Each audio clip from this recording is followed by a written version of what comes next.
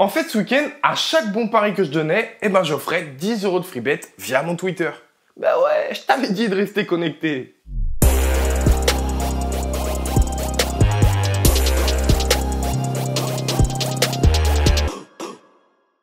Quoi? Donc tu as loupé mes pronos et le concours de free bet? Mais tu faisais quoi ce week-end? Bon, allez, bouge pas, je te réexplique le concept, c'est très simple. Je pars sur 3 matchs que j'aime bien et parmi ces 3 matchs, je te partage les codes qui me semblent intéressants. Après, c'est toi qui gères. Je suis pas Paul Le Poulpe, je suis pas Madame Irma et n'oublie jamais, plaisir avant tout, ok? Bon, let's go.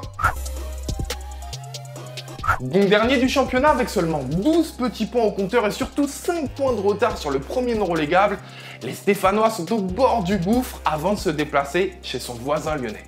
Oui mais voilà, ça reste un match particulier et dans un derby on le sait, tout peut arriver. Lors de la phase aller, les deux équipes s'étaient séparées sur un match nul et vous me voyez venir, j'ai envie de prendre quelques risques. J'aime bien également le match nul pour cette rencontre. Mieux, tout comme la phase aller, si je devais me positionner sur un score exact, j'aime bien également le 1-1.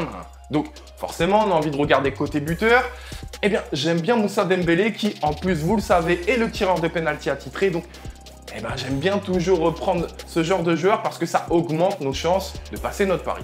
Enfin, pour terminer, c'est une cote fun. Alors, ça veut dire ce que ça veut dire, hein. On y va mollo sur les mises, les gars. Mais si on imagine que le scénario que je viens de vous donner est le bon, si on est en accord sur cela, j'aime bien la cote qui dit que Saint-Etienne mène à la mi-temps et finit par concéder le match nul. Elle est belle, hein? Elle est très belle même, hein.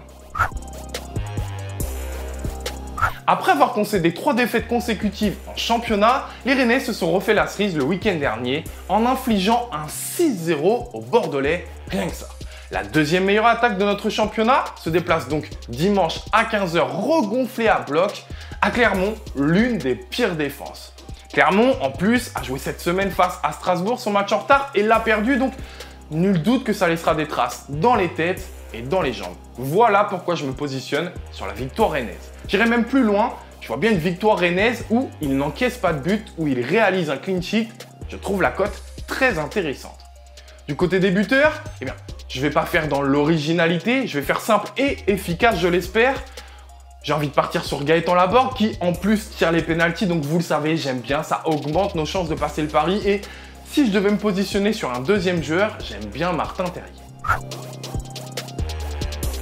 Dimanche, à 17 h, Montpellier reçoit Monaco en pleine forme, qui n'a connu qu'une seule défaite sur ses 14 derniers matchs et qui reste sur une belle victoire 4-0 face à Clermont. A contrario, Montpellier, eux, restent sur 2 défaites consécutives, dont une là il y a quelques jours cette semaine, lors de leur match en retard face à 3, où, qui plus est, leur meilleur joueur TJ Savanier a reçu un carton rouge et sera donc absent ce week-end. Bon, nul doute, après ça, je pars sur la victoire monégasque. J'irai même plus loin, j'ai envie de partir sur la victoire monégasque avec au moins 2 buts d'avance. Besoin d'être rassuré? Sur leurs 9 victoires en championnat, 7 l'ont été avec au moins 2 buts d'avance. Ça va mieux? Bon, si on imagine qu'il y aura donc au moins 2 buts, j'ai envie de partir sur 1 voire 2 buteurs. Et là, on va pas se poser de questions, hein. Ben Yedder, c'est 6 buts sur ses 4 derniers matchs. Et Volland, c'est 3 buts sur ses 4 derniers matchs. On fait simple, Ben Yedder, Volland, j'aime beaucoup.